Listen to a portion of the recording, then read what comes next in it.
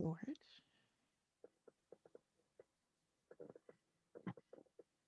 Yeah, so we are audio only on the podcast, but I've started a Patreon page, Oh, cool. and one of the perks that I'm offering patrons is patron only access to the uncut videos Love it.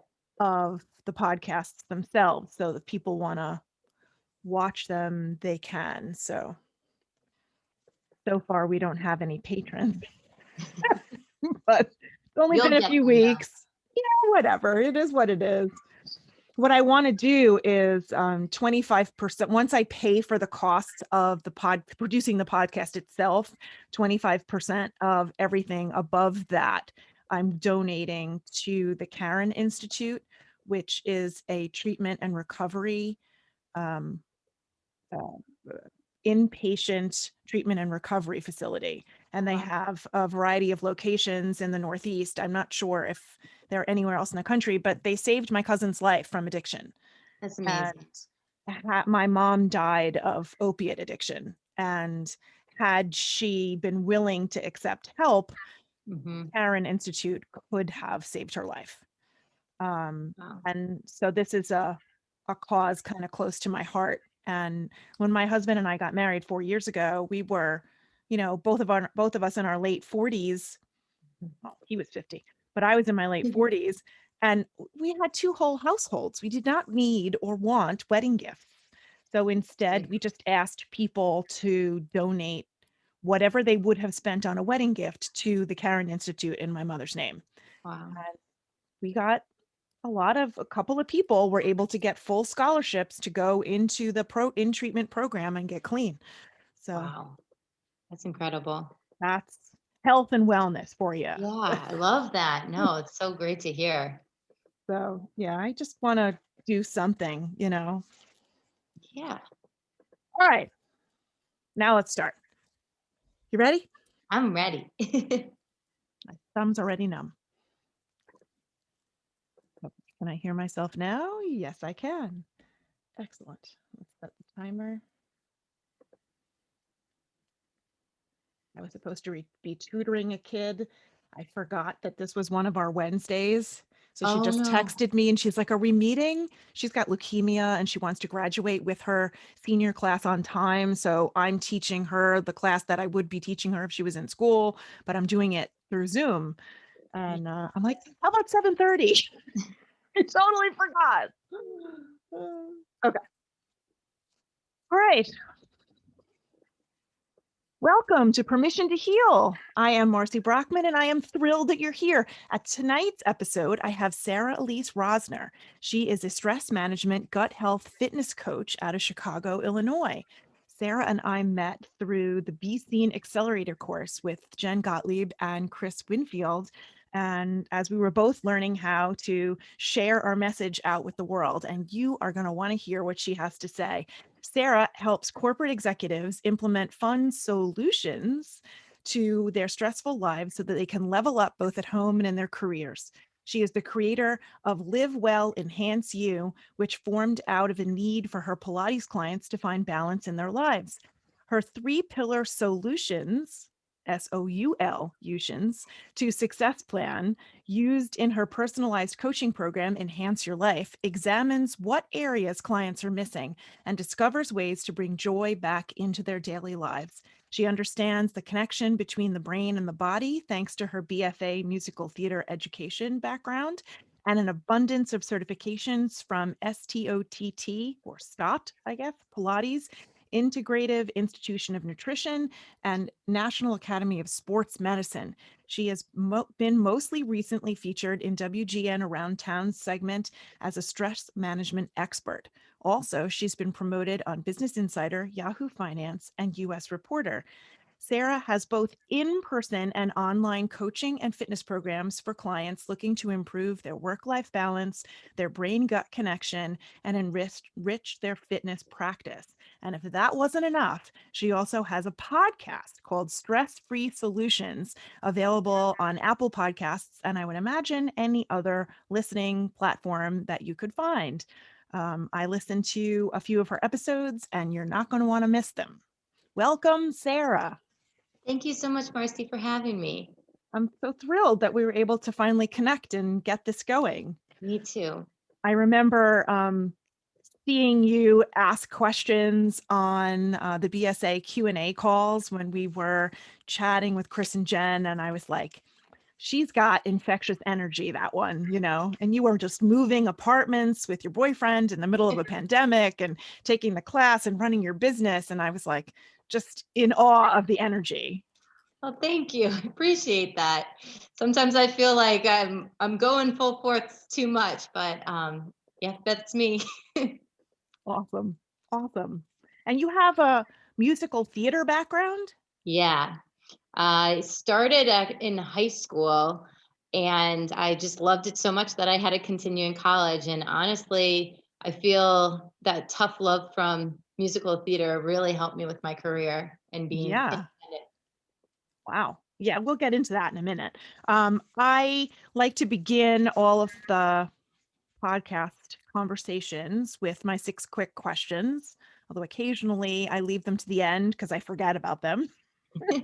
I don't understand. Okay, so let's just dive in. You ready? Ready. Okay. Now, what 5 words would you use to describe yourself? Ooh, I'm a giver, bubbly, a Yes. go-getter. Let's see. Innovative. I guess creative was they're similar, and yeah, adventurous. Excellent. Excellent. I think innovative and creative are very similar, although there's probably shades or nuances of differences, but I think it's pretty close. What's your favorite way to spend a day? Well, I do love taking a walk with my dog Presley out in Chicago and just seeing where it takes us because he just sniffs around and then he'll go one direction. I'll be like, okay, Presley, if that's where you want to go, let's go on What our kind of way. dog is he? He's a Chiweenie. He's part Chihuahua and Dachshund. Wow, I've never And he has heard of these that before. big bug eyes and he's the cutest. Oh my God. A Mhm. Chihuahua and a Dachshund, a Yeah. Chiweenie. Yeah. Oh my God. I'm gonna have to write that down and look that up. They're adorable. They definitely, the pictures of them put a smile on my face. So Oh my God. So cute. What is your favorite childhood memory? my dad and I playing Pretty Princess on an airplane. I thought it was so great how he just would be like, well, my daughter needs to be entertained and this is how to do it. What's Pretty Princess? It was this game that basically you would roll a dice and then you would hop around and every single spot would have like a piece of clothing you had to put on yourself. So it might be a tiara, it might be a ring, earrings, it would be like clip-on earrings. And I wish you I had just video of that. I wish I did. That's something I don't think we ever did, but it's a memory that I'll never forget. That's awesome. Talk about feeling loved and seen and cherished and cared for, you know. Definitely. I imagine your dad on an airplane with a tiara on his head. Yeah. That's awesome. Okay, what's your favorite meal? I love mashed potatoes, which is funny as a health coach, but my mama always made good mashed potatoes and now I know how to make them. You do start from scratch with Also actual potatoes. actual potatoes, yeah. And I also loved making latkes growing up too. So I Mm. think like Those are my potatoes, favorite things. so good. Nothing like And the smell of a frying latke to bring me back to my grandmother's kitchen. exactly, exactly. So that's why I love potatoes, I guess in general. Did your grandmother make or mom or whatever make brisket for holidays? Um, no, I didn't learn anything about brisket really. It wasn't a tradition really on my parents' side, which is or my mom's side. I saw some brisket like on my dad's side growing up when we would go visit Jersey. So Right. yeah. Okay. I've been like hounding every Jewish person I know to see if they have an old recipe for brisket because my grandmother used to make this amazing brisket and she died with the recipe. Oh And no. Nobody knows how she made it. And it's been so long that I hardly even remember the taste footprint in my mouth, but I have this memory of it. Whatever. You should Such experiment and play around. Maybe I you'll have find been. what I you haven't like. quite hit on it. I found a lot of recipes that I like Yeah, that I do make, but they're not quite, and it could just be that elusive childhood love memory of grandma that's yeah. the missing quality. I don't know. I don't know. Number 5. What one piece of advice would you like to give your younger self? Ooh, to be okay with not knowing all the answers, because someday along the lines you're very smart and you'll discover that. That is a great answer. It's true. We're so impatient when we're young and so hard on ourselves when we don't know and we want it now, Yes, and we don't have the life experience to know that we need to just be calm, and eventually when we're meant to know, we'll know. exactly. Brilliant. What is one thing you would most like to change about the world? People understanding one another, and taking the time to get to know the person versus the idea of the person. We always have preconceived notions, and that's something I make sure to do when I'm getting to know a new client, is not to have any preconceived notions.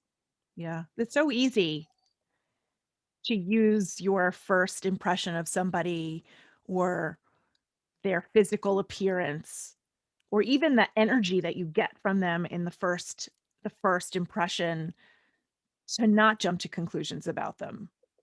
Yeah. You Mhm. know, I do that every year with when I get a new complement of students come into my classroom.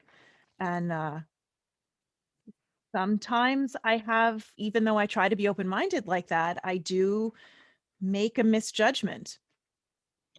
Yeah, it's hard though. Just when their energy comes into the classroom, you probably notice, oh, this person seems like a goofball. Right. This person's really quiet. I don't know if I'm gonna have to like get more out of them, but maybe then they become the busy bee and talk all the time. Yeah. I mean, not this year. Nobody's saying anything during COVID school, Yeah. but a few years ago in the middle of the year, I teach 11th and 12th grade English, and I had an 11th grader. This young man moved from Florida, came to New York, had a very thick Southern accent. Mhm. Um, and now it's not working at all again. Can you still hear me? I can still hear you. I can't hear you at all. Oh, weird. Is it working now? I mean, no matter what, I can hear you, No. but I don't know if you can hear me. All right. I'm going to stop from here and we'll just keep going. I'm going to keep recording, but I'm going to unplug this and we're going to switch.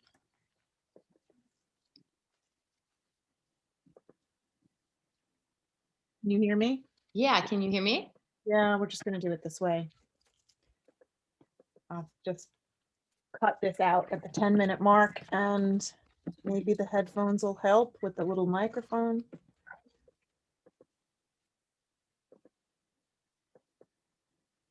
This doesn't even have, forget it.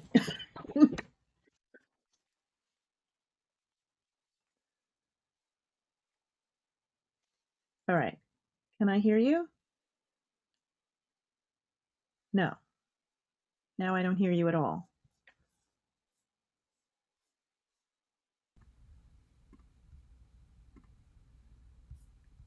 Fuck.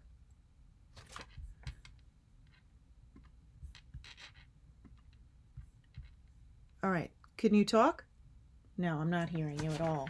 I don't understand. My God.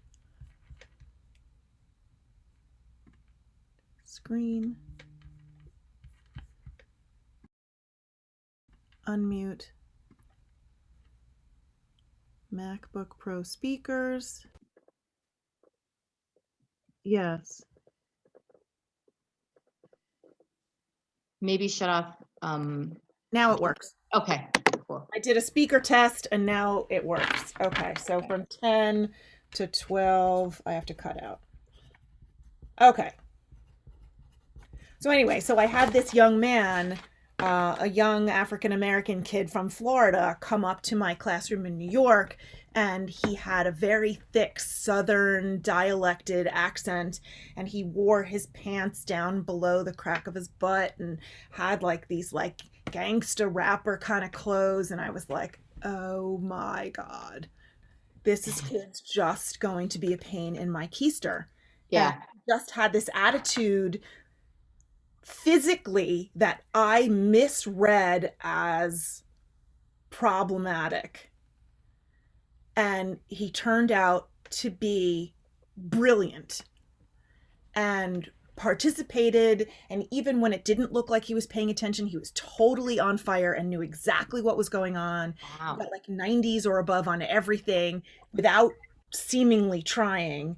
And I began, as I got to know him, I began to realize that that whole first impression he had engineered so that he was coming to a New York school. It's suburban Long Oh, Island, New interesting. But York, still, yeah. city, and he was from this small town in Florida. And I think he affected that whole thing as a way of, leveraging an impression on these new kids so that he wouldn't get picked on or something. Interesting. It was very interesting. I could do a whole psychological paper just on this one boy. And over the first few weeks of him acclimating in school, his entire wardrobe changed, his vocabulary changed, his diction and his accent changed. He just was putting it on so that he could make his presence known. Interesting. Yeah. Interesting. Huh. Huh. That's fascinating, though. You wouldn't expect that. No, So no, yeah, I've been there you teaching go. 25 years. It's the only incidence of that I've ever been able to see that clearly. Yeah. Craziness. Okay, so we started out talking about your background. So as an undergrad, you were a musical theater major. Yeah. And then somehow after you graduated, you transitioned and became a stress management coach? Yeah. So that took a long path to get to. An interesting one, I'm sure. It was a very interesting. So basically, college, you would just constantly get rejected. As a musical theater performer, Sure. we would always be Whole audition some sort process. of audition, exactly. So I was starting to notice there was a trend of, well, I'm not going to be an ingenue. I'm always the fun friend or the serial killer or always some sort of personality. Serial Um, killer. yeah, it was interesting. I also had a really, I mean, I still have a baby face, but I looked super young in college. So they would cast me as teenagers. I was like, I don't want to be the ingenue so badly. And I just came to that realization, hey, it's fine. And then I started developing other things that I loved. So I was a musician, played piano and sang in my own time, still would act, sing, and dance and audition. And then my third thing was I was a smoothie maker at a gym, fitness formula club. And someone said to me, you would be a really good Pilates trainer. And that's how that happened. Wow. So I started doing fitness, and then eventually it led me to the path of coaching. I started taking ownership of my own health and went to the Integrative Institute of Nutrition. And then there it was, stress management. Wow. Yeah, That's so cool. You probably have the greatest smoothie recipes too. I do. I've really gotten good with them. That was something I'm very passionate about because That's it's awesome. my bread and butter for so many years. Can you give us a little snapshot of what your childhood was like? Yeah. So I came from a Jewish family. I was an only child too. Me too, me too. Yeah, no way. So yeah, you know how it is. Like very outgoing, sometimes loves to share, sometimes prefers to have their own things. Right. And I was one of those children that my parents were so nervous to be a stereotypical only child. where they were awkward, just all the things that you hear as a parent growing up, like your kid's going to not socialize well. So being Jewish only child, my parents were like, let's put her into every activity possible and have all these play dates, and she's going to be normal and not just talk to adults. So Right. that was that. So I went to theater camp, and then I would go to outdoor camp and do sleepaway. So eventually I chose just theater camp, and it was my theater camp that brought me probably into musical theater more and more. Brought you the most joy. Definitely. Where Yeah. did you grow up? Was it near Chicago?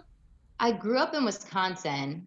So I was born in Jersey, North Brunswick area, and then grew up in Mequon, Wisconsin. My mom's family was originally from Milwaukee, and my dad's side, Jersey. So that's how I Ah, got there. okay. And then college, Chicago. I wanted to be in a big city. Did you go to U of C? No, so I went to Columbia College, Chicago. It's fine arts, liberal arts, and they have journalism, a TV broadcast. Yeah, so it's an Mostly the interesting, arts, yeah. yeah, mainly in the arts, but yeah. That's fun. Mhm. So you have been doing the coaching for what, 8 or 9 years now? So the training, like fitness coaching for a good 8 or 9 years. I'd say the stress management coaching the last 3 years. It's a bit newer for me, but I've been really focusing a lot on that since 2020. I just felt that was my calling. This is why I'm supposed to be doing it more.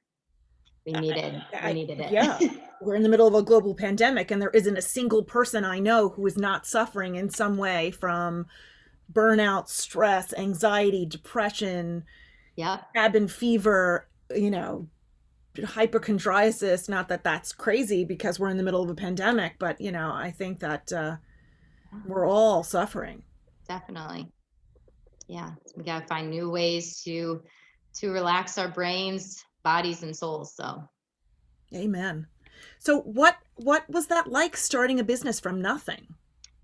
well, it was interesting. I've always been a bit of a hustler, and I knew that when someone told me you'd be good at this, I was like, well, okay, I could figure it out.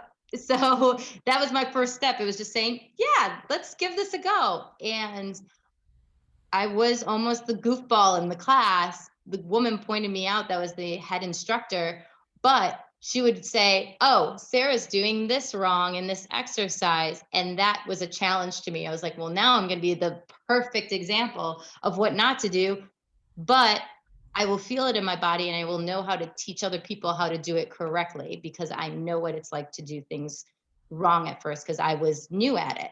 Right. And I learned a lot from her, and over time I became one of her favorite students, because I was always willing to take a critique, because I learned that from musical theater all those years. So I knew, oh, this isn't right, I'll do it this way, little change, boom, done. And it's honestly been my structure for business too. If something's a failure, okay, what can I do and tweak it? And now this is a business model I can live by and teach others. Yeah, that's a great way to do it. And there are so many people who are so afraid to try new things because they might fail at them, or because they might look silly doing them, or it might not work out the way they hoped it would, that they don't even try. Yeah. And I think you and I have that in common, where it's just like the failure would be not trying it.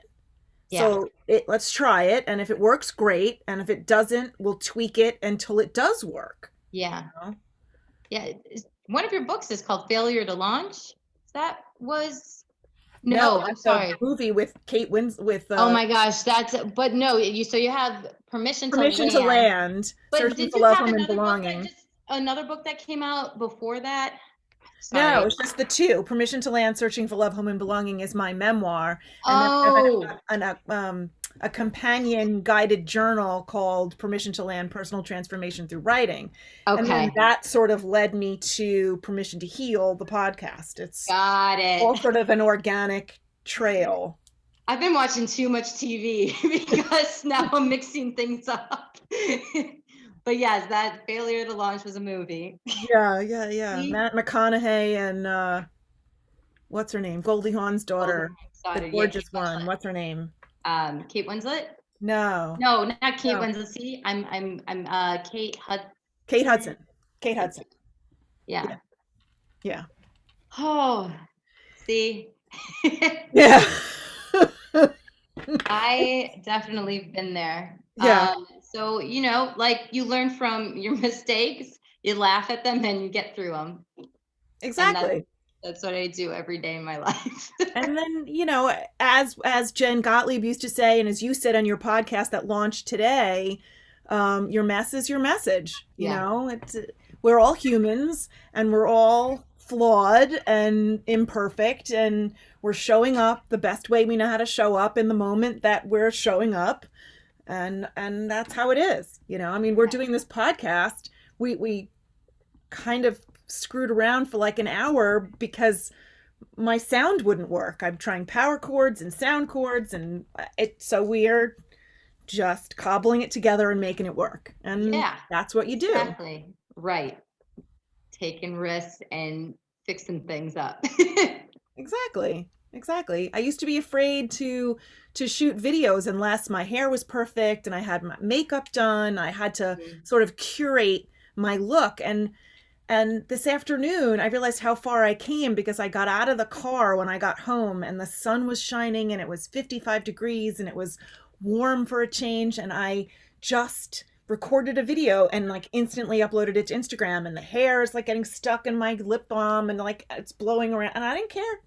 And you Whatever. too, because you've really truly felt that moment and you're like, I need to share this with people. And that's great versus a posed video. It never comes off naturally. So Absolutely. I love that you did Absolutely. that. Yeah, it was cool. So, what has been the biggest stressor for you as you've been evolving your career and you've been trying to build a business and gain clients and learn the marketing and starting a podcast, and like what I'm sure you are vibrating with stress. Well, yeah. And so honestly, that's why I created a podcast because I thought it was ironic. Stress free solutions. What with me, I've been through so many stressors in my life, but I've been able to break habits and maybe I develop new habits, but then break those. It's something that's really important. And there's so many different ways to go about it, regardless of who you are. And I thought it was interesting to have different perspectives of stress. So for me, the most stressful thing 2020 was this was the first year I had time to just sit in silence in my apartment and be like, well, what do I really want to do with my life? Like, do I want to just go and teach and teach and teach and teach? Right. That's exhausting. I'm going to burn myself out by the time I get to, I would say, I'm 32. I was like, I see myself at full burnout at 38. And how will I have a family? And all of these things started creeping in. And I took a pad of paper, started journaling, and I discovered, well, you've always wanted to coach more. Look at this as a time to learn about how to market yourself in a different light and just go for it. And there's been a lot of trial and error, but I discovered my voice through all of this, and that's probably the number one thing is taking the risk and saying yes to myself for a change. That It's is beautiful. thanks. Wow, there is so much about that you just said that I am in love with. Thank you. That instead of like ruminating on the negative, you took the opportunity to get quiet with yourself, to listen to the whispers of your heart, and figure out through journaling, which is like what I'm all about, you figured out what you wanted to do and made yourself a plan. Yeah. That's outrageously fabulous. Thank you. Appreciate that. Sure. It's I say that so many times. I write about it, I say it, I tell everybody, I tell my students, we have to get quiet with ourselves and shut off all of the media and the television and take some time away from other people and just sit with ourselves to figure out how we feel about things. Meditate, don't meditate, draw, write, it doesn't matter. Just be quiet.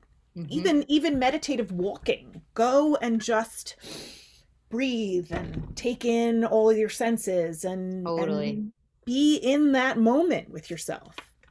It's calming, it gets rid of stress, but it also tunes you in with your own soul. Yeah. There's Mm-hmm. no way to figure yourself out otherwise. Exactly. And that's why I needed to take that time for myself and recognize also what was important.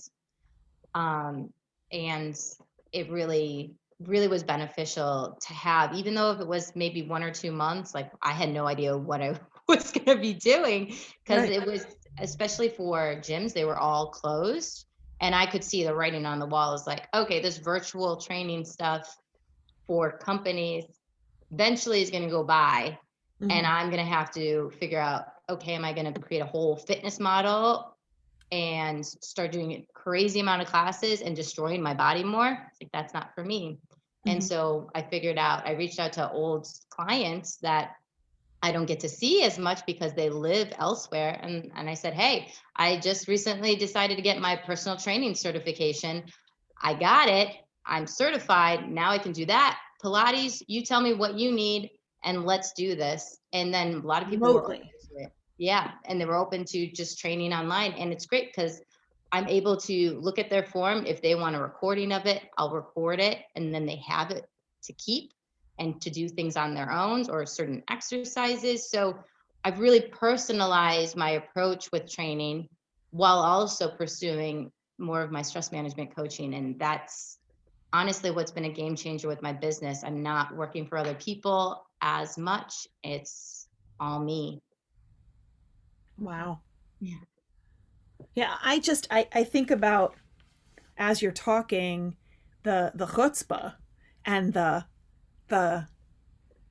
I don't know what the word is. It's bravery, it's self-reliance, it's independence, it's uh to be able to do all of this and know that you're supporting yourself while you're doing it. So the money that's coming in while you're changing directions has to support all of it. And I think I don't know if I would be able to do that. I'm relying on my teaching income. It's actually paying all of my bills still. And I don't make any money yet from anything that I've been doing. But like I mean, I'm sure in the summer times you have off though a little Yeah. bit. So Yeah. you'll have a little bit more time now that you've created such amazing content. Like you're gonna be able to take the bull by the horns when you have a little more time. For me, the fitness stuff was just disappeared. So it was like sink or swim. Have to pivot. Right. I have to pivot. Otherwise I won't be able to eat. And my dog won't be able to eat. And We've got to that feed Presley. gotta feed that dog. He's the cutest. And that was when I realized I was like, okay, well, rent's important. I can sustain this for this amount of time, but I need to have something coming in. And it's great because now I work less but make more because I'm working smarter. And now it's an actual business. Before I didn't realize I thought I had my own business, Hmm. but now it's become something. So, So what does it look like to work smarter? What does that look like and how does that feel? so working smarter for me has been less hours actually putting strain on my body. Hmm. I now get to do the workouts I want to teach. And maybe one or two. I miss my cycling classes, my Tuesday, Thursdays. Those were blessed and wonderful people. But I taught like 6 bar classes a week. I don't even love bar. I like doing it once a week because I think it's great. But when you have to demonstrate all the time, Yeah. and people might feel differently about it, but I feel you need to demonstrate to show the correct form because a lot of new people don't know what the heck they're doing. Sure. So I'm glad I teach one of those and I love it. But now my body feels better. And then in addition to that, I'm able to still concentrate on form with my clients that are still coming to my group classes virtually. And I've been able to create an intimate environment. So it's still bringing my same community in there, but people that are actually working hard at improving versus I felt some people were just there, because they had, I don't know if you know Class Pass, it's a thing in the Midwest.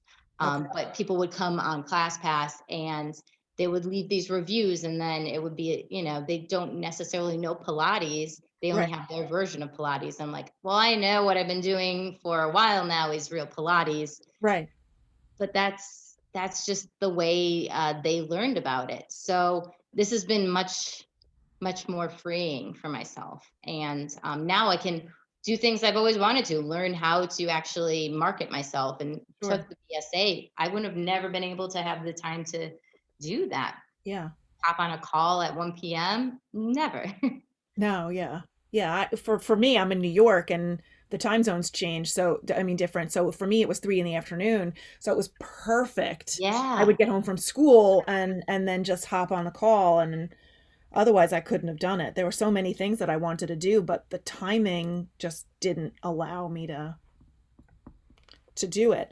Okay. So a new coaching client shows up and says, Yeah. "Sarah, I am completely stressed out. I'm on the edge of burnout. I'm crying all the time. I don't know what the heck to do." What do you tell her? How do you start? Well, I always like to start with people on their bedroom routines. And I ask them, what do you do first thing you come home? What's the first thing you do? Normally, they'll be like, well, I have to do this, and this, and this, and this, and this. And I'm like, well, there it is. That's why you're so stressed. Do you ever pause a moment to breathe? Hmm. And that's where we start. And then we get into nitty gritty of what they're fueling in their body. Hmm. Then we get into, okay, your career, how's that going? How are you feeling about it? Where are you right now? Then we dig deeper, more relationships. Then sometimes they dig deeper, finances. Then we dig deeper and where do you want to be in 5 years? And we do a breakdown. So I like to tackle from the inside out what's going on in your body. I'm a big gut health coach. So always about following your gut. What's the gut saying to you today? Did you wake up? Did you feel bloated? Did you feel like you had knots in your stomach, Hmm. in your brain? Are you feeling a little foggy? What time of the day? So just kind of asking them all the questions to really, really finesse exactly what needs to be worked on and what they can actually change tomorrow versus what they, saying, I'm going to cut sugar out tomorrow. That Right. doesn't necessarily happen. It's going to take a long time to get to that. I'm cutting out sugar or coffee or whatever it is because you've been doing it for so long. And So, then the systemic change of that mhm, omission takes a while to notice. exactly. Yeah. And then also, some people, they want that sugar craving, right? So, Right. we have to go through that, almost like an addiction thing. And I always give them resources if they if mentally they need someone else. I'm always referring people out to a therapist, or I stay in my lane because Yeah. that's also important, or a nutritionist. So yeah. It's actually just even the beginning of that is an excellent thing. Like I was a single mom working 3 jobs. I had 2 kids, no Mhm. support system. I would come home from school. Luckily, I was a teacher, so I got home relatively when my kids got home, Yeah. and I was off when they were off, and it just made life a lot easier. But even that, like I would come home and immediately like launch into mom mode. And okay, who's getting what snack? And did you remember all your books for your homework? And what do you have to do? And where do you have to go? And it was like all this stuff. But then once all of that was sort of squared away and we were home, off comes the bra. I'm back in my jammies, Right. like, all right, let's relax and let's figure out our evening, or whatever it was. And it's hard to juggle all those balls in the air at the same time and not lose it. It's hard to remember self-care in the middle of all of that when you're taking care of everything else. Right. Taking care of everyone else as well. And you're the number one person that needs the care. And often that's what's forgotten. Yeah. For a while, I knew I had to work in an exercise routine, and everybody I was talking to said the best time to work out is first thing in the morning. Hmm. And I was getting massages every 2 weeks on Fridays, and my massage therapist was a professional and competitive bodybuilder, Oh, actually. wow. And he was jacked. I mean, his hit, oh my God. And he would say you should work out first thing in the morning. You should do what is that? HIIT, high Oh, interval, yeah. the High interval training, interval. Yeah. high intensity interval training. That's Yeah. what it is. I couldn't remember the acronym. And you should do it on an empty stomach first thing in the morning. And I'm like, I get up at 5 a.m. already. And he's like, so go to bed an hour earlier and wake up at 4. I'm like, it's not as easy as that. I got to get the Right. kids to bed, whatever things I have to do for the next morning, I do at night. And so for a while, I was able to keep it up for a few months. I was going to bed a little bit earlier, and I was getting up at 4 a.m. and I was working out for an hour before school. And at first, it was like I wanted to just drive nails through my eyeballs. It was just like I couldn't hold my eyelids open. I was dragging. And then the endorphin sort of caught up to me, and I was excited and good, and I was jazzed about a new routine. But that didn't last more than a few months before I just couldn't keep it up. It was Right. just too much, burning the candle at both ends. Mhm. And since then, I mean, that was probably 7 years ago. And since then, I haven't been able to effectively work a workout routine into my life. Yeah, it can be really challenging. And I think too, those memories of it, of what working out was perceived of what you needed to do, stays in your body. Right. And so that's something I've told many of my clients too. I was like, just because of, let's say, you worked out a certain way in your 20s that you do in your 40s or 50s, like, You it's can't. Your always, you body's can't. totally different. Your body, Absolutely. and different things are going to feel good. So yeah, like, everyone always says to me, yoga is the best thing ever. And I remember having a bad experience with yoga, and so that for a while was not letting me go to a yoga class. And I was like, why is this bothering me so much? And I was like, my body is just telling me no for some reason, because I had injured myself at a yoga class. I was like, Sure. well, now I found a different spot to go to and I love it. So yeah, it just, everything always is changing. Yeah.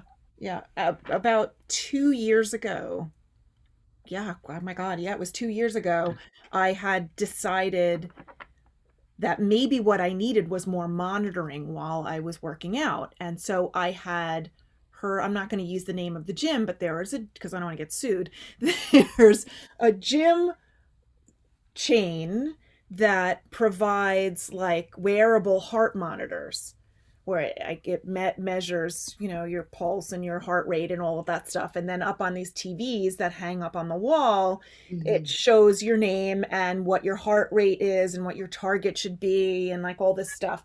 And so Yeah. I figured, all right, my cognitive brain can look up at the TV, and even though I feel like I'm having an anxiety attack and I'm going to die, I can look up at the TV and know, okay, my heart rate is in the target range. I'm Yeah. not going to die. Yep. And so I allowed the cognitive brain to sort of override the emotional.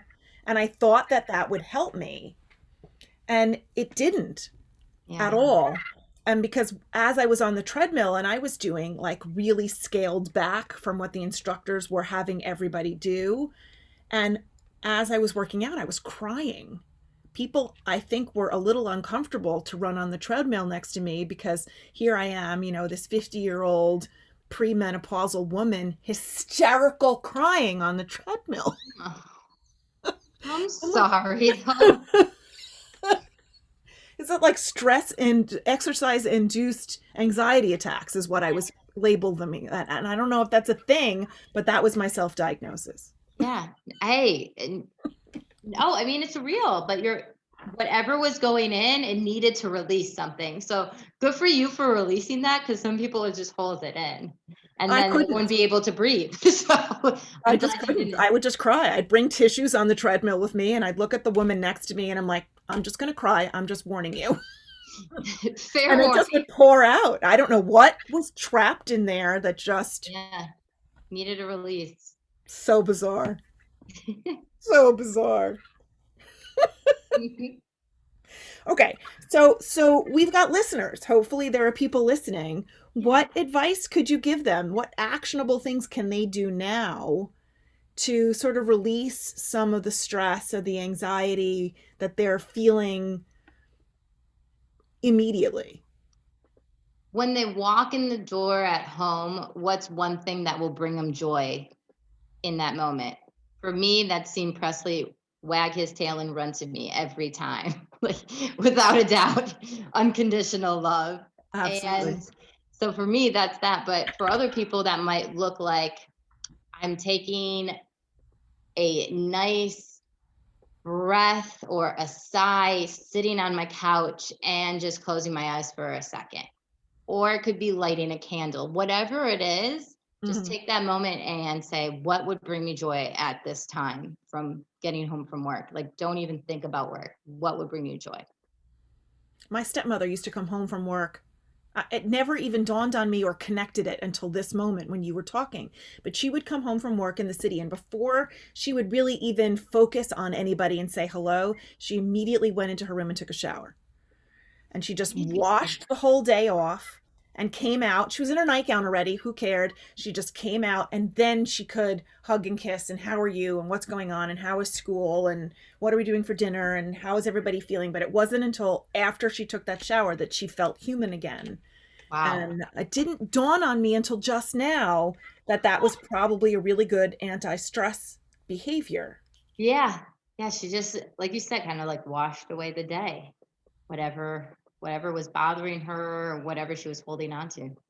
Yeah. For me, it's always removing the bra. And having something tasty to eat. Like I take a few spoonfuls of ice cream Love or it. something Yes. just to sort of, okay, we're home. Hmm. It's just, and hugging the cats. We have 4 cats. And Oh, I don't think it's possible to be stressed and angsty if you're holding a kitten. no. You just can't. How old are they? One's 5.5, one's 1.5, and 2 10-month-old kittens. Oh, so cute. All Adorable. adoptions and rescues and none of them are related, but we call them brothers and sisters, and they Yeah. all get along and groom each other and chase each other around, and Love it's that. brings me such joy to Good. see them running around and to cuddle with them. And oh my God, my house is like a jungle gym for cats. There's just toys everywhere, Love but it. it makes us all happy. Yeah. So how did your podcast grow up? Like, did you get that idea through BSA, or did it happen from some other avenue? So it's interesting that you say that. It's a really good question. When I first started having conversations with people, the reason why I did it when I really dig deep, it's because I didn't believe in myself that I was a stress management coach. And so I felt this would bring that to light for me. Like I, Validation. mm-hmm. And I did, as I was chatting with my guests, I realized you know a lot. And it kind of goes back to that thing I said about the childhood. Yeah. So I always believed that, I was not smart enough, or it carried with me into my adulthood. And it had nothing to do with my parents. Like they would always praise me and love me, but it was something that developed when I was a little girl. Uh-huh. I didn't realize was there. And I just held myself to this high standard. And yeah, now this was kind of my break away from it by creating the podcast. And that's why I And it decided, worked. and it really worked. Yeah. I've been living in it now. I really, I live true to me as a stress management coach. So, That's beautiful. mhm. That's beautiful. Yeah, for me, I throughout the time that I was writing my memoir, I knew that I wanted to build some sort of community to share these ideas with, and who would embrace the messaging that I wanted to communicate about wellness and mental health, and being compassionate to ourselves, and trusting ourselves, and giving ourselves permission to do all the things that we want to do in our life, that so many of us look for external validation or external permission to do. We're looking for somebody to say, okay, it's okay if you do that. But we need to realize that we need to do this ourselves, that we're the only people who can give us the permission to do things the way you gave yourself permission to create this business and to create the podcast. um and I was trying to do it through YouTube videos, but I was doing them by myself. There were all these monologues about things, and I know some stuff, and so they were useful, but they really weren't feeling for me like I envisioned. And I had a professor from a local college who was doing a Zoom presentation in my senior English classes about the art of the podcast. And it was like somebody hit me over the head with a 4x4, like lightning bolts. Yeah. Oh my God, that's what I'm doing. That's it. And I think the universe brought him to my class for me, not for my kids. Not one single one of the 50 seniors I have over two classes who heard this were the slightest bit interested. And I was, oh my God, on fire. Yeah. It was supposed to happen. It was supposed to bring you that energetic light for Yeah. your life. Yeah. Yeah, and I realized I had all the components because I had put together this little home recording studio to do my audiobook. And I knew how to do all of that. And I had a ton of friends that I made through BSA, and then I made through the Elephant Journal, and all sorts of people in my writing communities. And I'm like, I'm going to have guests for years. I don't have to worry Yeah. about that. I'm an avid podcast listener. So, I mean, it seems like your format for yours is extremely fluid and easy and casual, like this, I hope is. And Yeah, it just definitely. immediately, within a few hours, I knew exactly how everything was going to go, or at least from the beginning, how everything was going to go. Right. Well, and even, I love your questionnaire too. Like it was straight to the point, but I felt then you could get a sense of people's personalities. Right. And I feel that's very helpful for me. I do like a 15-minute personal conversation with them because that resonates with me. Right. Everyone is different, but it's still getting your voice out there. And I think it's important for people in the world to also collaborate and talk to one another because that's how you'll bring your other communities to each other. Right. And it's the sharing of stories that creates empathy, and the sharing of Exactly. stories that allows the sharing of our humanity to bring meaning to all of our lives. So Definitely. it's a beautiful thing. Yeah. I love it. Fabulous. Do you have any go-to books or music or podcasts or something that turns you on or immediately relaxes you or helps you get into your zone? So whenever I am hopping on a call, whether it's a new client or a podcast, whatever, I listen to the Rolling Stones. I'm a big Stones girl. Awesome. Love them, and it's usually the song "Start Me Up." Wow. Okay. Yeah, I'm. Yeah, and I was very fortunate to see Mick Jagger and the whole crew perform 2 years ago at Soldier Field. Now, I'm a diehard Packer fan, so me going to Soldier Field is a big deal. Right. And I was critiquing being the musician. everything around me. So I made sure I had the perfect seat. I bought the perfect seat for the sound to listen to Wow. the Stones, and it was magical. And I went by myself. So that was an experience. I loved everything about it. You didn't And have to worry about anyone else's needs but your own. exactly. It was funny though, the two sitting next to me were definitely, I want to say in their 70s, and they were smoking weed the entire time. And I'm just like I sitting love with it. my beer, and I was just like, this is fabulous. Everything about this experience is just magical. And, That's so great. mhm. That's so great. Yeah, I don't have a like a go-to start me up kind of thing. I don't know. I gotta find one. Maybe that would help me settle in a little faster. Yeah, it was honestly because of what Jen said when she said Like about the the Michael pre. Jackson music. Yeah, and pre-ritual, and so at night I like to do, if I'm doing an interview, I like to do the candle thing. During the day I might do a diffuser. It just really depends on my mood. And then yeah, but the book that I've been rereading lately is The Big Leap by what's his name, Gary Hendricks. But that's been my favorite because it's talking about and it's helped me actually with my business. It talks about the zone of competence, the zone of excellence, and living in your zone of genius. And so that's where we want to strive. Explain that. What is that? I've never heard of that before. Yeah. So the zone of competence is just living your day to day, kind of in a blah sort of mindset. And, it could be with your career, it could be with your life. And then the other thing, zone of excellence, is doing something you're really good at, loving what you do, but never taking that extra leap to go to the next level. So I admire you for writing two books. That's something that I think is really, really challenging. And I admire people because you have to get your brain to a certain level to actually do that.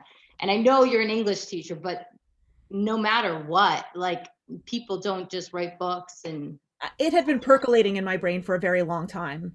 And then, like, the planets just aligned. And last October 1st, I was taking a writing course through Elephant Journal just as to keep me a little accountable. I yeah, created myself a writing community. And in the 8 weeks between October 1st, 8 weeks, no, 10 weeks between October 1st and December 15th, I wrote 126,000 words. It just poured out of me. yeah, that's unbelievable. Yeah. Okay. Yeah. So zone of competence, zone of excellence, and then what? Zone of what? Genius? Genius, yeah. Where every day it's like you don't have any real problems because you're living every day as your best self. It sounds It's a very good goal. very difficult. It also sounds very woo woo to me when I was first reading it.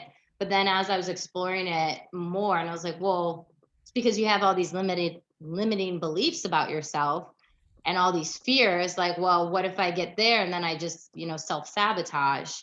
So I'm trying to focus in on how I'm serving at a higher level for not only other people but myself. And I think it's that's what it comes down to, is believing more in yourself, and then you can serve at a higher level for other people. So Makes sense.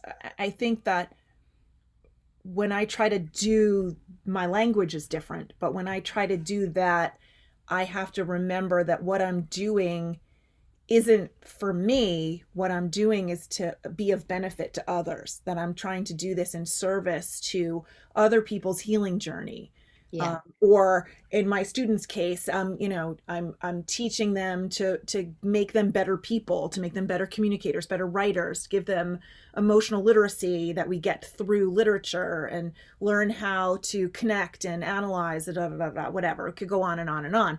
But when I make it not about myself, but that I'm the conduit for giving it and sharing it with others, And I find that it automatically snaps my mindset in the right way. Yeah, and then you're more ready to receive too, because that's another thing is we're not always able to receive compliments or um, just receive accolades in general because we are so focused in on, well, I'm going to step away from this because it's not perfect yet. You know what I'm saying? Like we're always focused on that perfectionism and we don't let ourselves like explore more and just be more vulnerable. And so that's what your podcast is doing. It's letting people dig deeper and be vulnerable. So that's what. Absolutely. And every single guest that I have on, as I'm talking about healing and trying to really dig at the heart of their message and what they have to offer the world, the beauty and the fabulous things that they have to offer the world, it's like I'm growing. It's like a therapy session for me, Mm-hmm. but that only happens when I'm focusing on the guest and I'm focusing Yeah, on the message. definitely. Such an amazing thing. Yeah. So great. Thank you so much for being here. I loved every second Yeah, of this. me too. And thank you for sticking with me with my tech issues. No worries. I've definitely been there. So That's awesome. feel you on it. So I am going to link your website. Where am I here? Sarah Lee's Coaching. They can find you on Instagram, and Live Well Enhance You. You have a Facebook group. Is that open to the public? Yeah, so I have a Facebook page, Live Well Enhance You, and it basically is my backstage pass to my podcast episodes. So they're always uncut, they're unabridged, so that you can watch and you can see my mess is my message and my guests as well. So that's why I have that. I'm mainly on Instagram, and then you can contact me through my website if you have any questions about coaching or training. And the website is www.livewellenhanceyou.com. Yes. Okay. So I'm going to link all of this fabulousness to the show notes and all of the links to find you and so on so that everybody can follow Sarah Alysse Rosner. That's awesome. Thank Thank you you so so much for much. having me. Thank you for being here. This was really great. Thanks. Appreciate it.